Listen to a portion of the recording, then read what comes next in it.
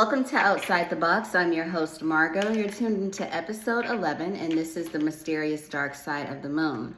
So now the moon is identified as a planetary mass object or satellite planet. Planetary mass object or satellite planet is what our moon is identified as. So when we think of the moon is made up of a core, which is made up of iron, and then you have the mantle, which is a combination of magnesium, iron, and silicon. And then you have a thin layer of crust that is made up of 43% oxygen. So planetary mass object or satellite planet. And then I want you to keep in mind that this planet is made up of 43% oxygen, which is a part of our solar system.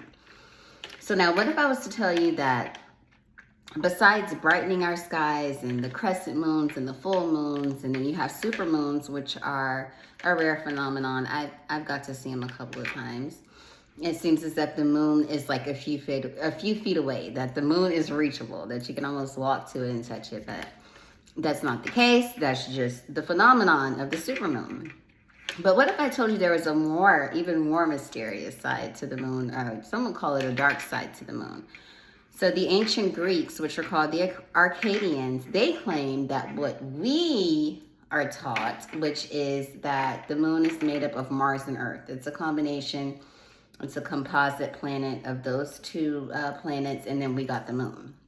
That is the textbook reference when it comes to how the moon was created. But according to Apollonius of Rhodes, who is an ancient Greek Arcadian, he says that the moon was actually built by ancient alien humanoids, an ancient humanoid species. So apparently it's two brothers of this particular species, which are called the Archon, that built the moon. So while building the moon, they decided to add some technology to it. And this technology is called a soul recycler or a soul cube. So after the moon was built, the moon was then brought back to our galaxy, and then we started our solar system. So while Earth was being created, coincidentally, it's like, so why don't we add this exact same technology to Earth as we did the moon? So the moon and Earth are the only two planets that harbor this particular technology. So you can put it together however you want. So no other planet is habitable. Oxygen is the issue. And the moon doesn't shine on any planet or has absolutely no connection to any other planet except for Earth. So the soul cube or soul recycler is supposed to basically harness the energy of the soul, of our souls, our brain energy or soul energy, however you want to put it. Then in turn, it's, sent up to the moon or transferred to the moon. And then after the recycling process of that, then it's transferred back to Earth. So here's my theory when we think like a little bit more biblical, like the born into sin thing. So procreation or during conception, or while baby is basking in the tummy for 9 months waiting to see the world, I feel like this extraterrestrial technology, or not technology, but the recycled souls, if one is compatible with baby, I feel like this is what helps baby make up baby self. Okay, so you have self baby, and then you have what baby learns along the way to help grow self baby. So then you have home, then you have your institutionalized learning like church and school.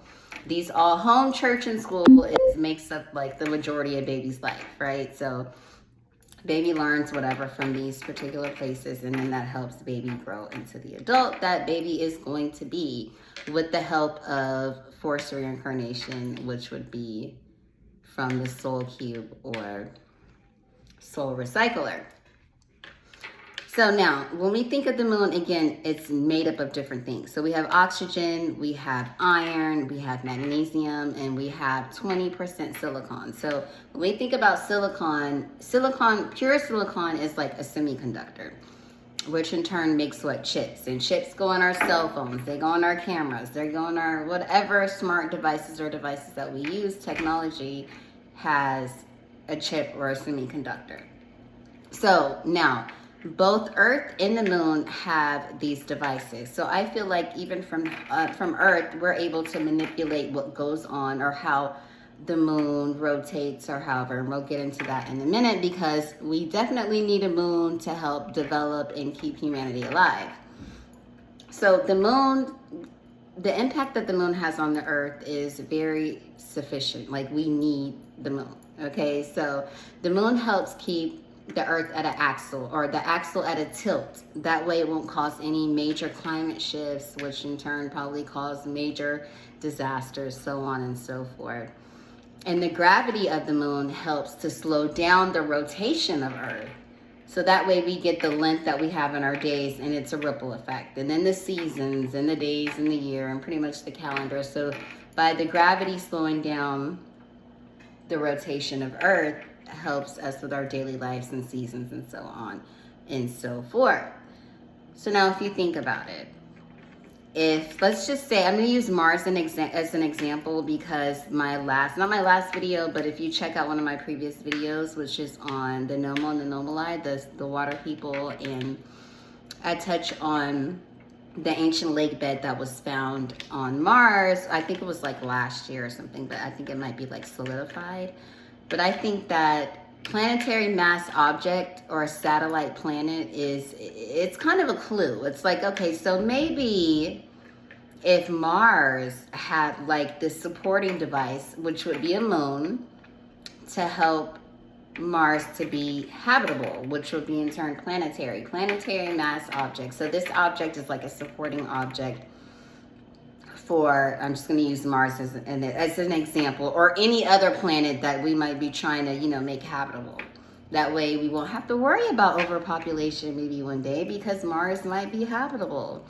But yeah, so I look at the moon as more of a supporting device when I think about it and what I've learned throughout my research. So it's almost like, okay, so if we have like another, not Big Bang Theory, or creation of another moon, it's almost like these planets need like a partner.